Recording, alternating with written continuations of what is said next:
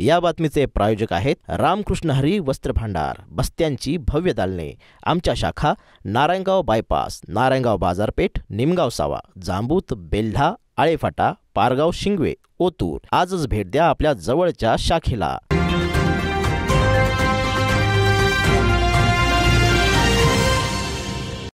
स्थानिक लोकांनी घ्यायची काळजी आणि सूचना पुढील प्रमाणे। आपल्या परिसरात बिबट्याचा वावर असल्याने शेती किंवा अन्य कामासाठी शक्यतो एकट्याने बाहेर पडू नये। तसेच जाण्याची वेळ आल्यास रेडिओ किंवा मोबाईल लावून मोठ्याने बोलून किंवा गाणे गाऊन आपल्या अस्तित्वाची जाणीव करून द्यावी। बिबट्या जवळ राहत नाही, पण त्याला कोणत्याही प्रकारे नियंत्रण्याचा प्रयत्न केला।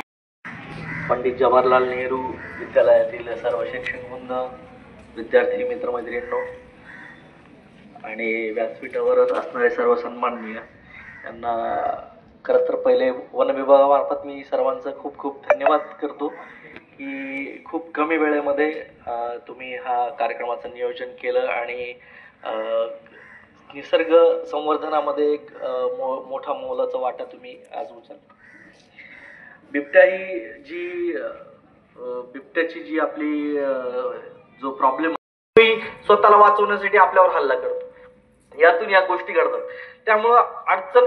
त्यामुळे काय अपघात घडू नये यासाठी ज्या प्रिव्हेंटिव्ह गोष्टी आहेत त्या आपण केल्या पाहिजेत। आपल्या घराच्या आसपासचा जो परिसर आहे, जिथे अडचण झाली आहे गवताची वगैरे नाही का, ती आपण स्वच्छ केली तर त्यातून आपली दृष्टी आहे जी लांबपर्यंत जाईल, ज्यातून आपल्याला दूरपर्यंत दिसेल आणि जिथून आपण सावध लगेच होऊ शकू की आपल्याला जर दिसला बिबट्या तर त्यातून आपण प्रिव्हेंटिव्ह राहू की त्याचा फॉलो आपण घेणारच आहोत। खूप जर ऊन झालेलं आहे याची मला कल्पना आहे, सगळ्या मुलांना खूप त्रास होतोय। तरी काही अडचण असेल तर वन विभागाशी तुम्ही संपर्क करू शकता। आपली गाडी आहे आणि आपला नंबर आपली चाहूल लागणार। बिबट्याचं आपण अन्न नाहीये हे आपण आधी सगळ्यात पहिले लक्षात घेतलं पाहिजे। बिबट्याचं मनुष्य प्राणी हा अन्न नाहीये, त्यामुळे बिबट्या आपल्यावर हल्ला करणार नाही।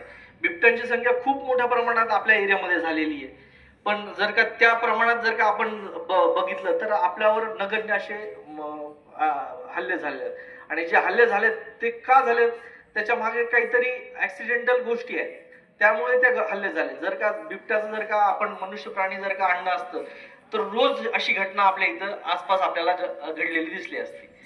पण सगळ्यात महत्वाचं म्हणजे बिबट्याचं आपण अन्न नाहीये। तो जी काही घटना घडते ती अपघाताने घडते, ज्या वेळेला अचानक आपण त्याच्या